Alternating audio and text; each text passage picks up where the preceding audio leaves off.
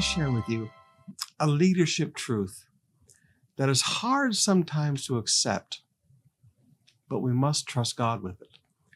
It is not our job to convict the world of sin, and it is not our job to convince people of truth. It's the job of the Holy Spirit to convict the world of sin, and it's God's job to convince people about truth. In Philippians chapter 3, beginning with verse 15, Paul said, "Let all who are spiritually mature agree on these things." He said, "If you disagree on some point, I believe God will make it plain to you." If you disagree, Paul said, if you're disagreeing with the teaching I'm giving, he said, I believe God will make it plain to you. Now, the scriptures are very clear. In Paul's writings, he tells us that people can be convinced by persuasive words of men's wisdom, 1 Corinthians 2, verse 4 and 5.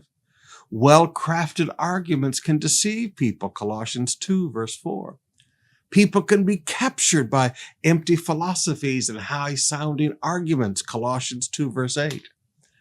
But for people to be really convinced of truth, it doesn't require our intellectual persuasion, our well-crafted arguments.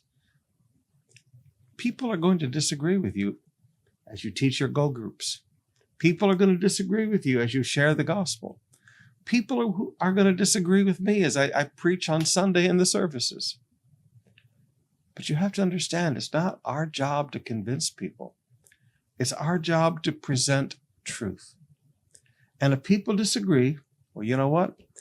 God can make that plain to them.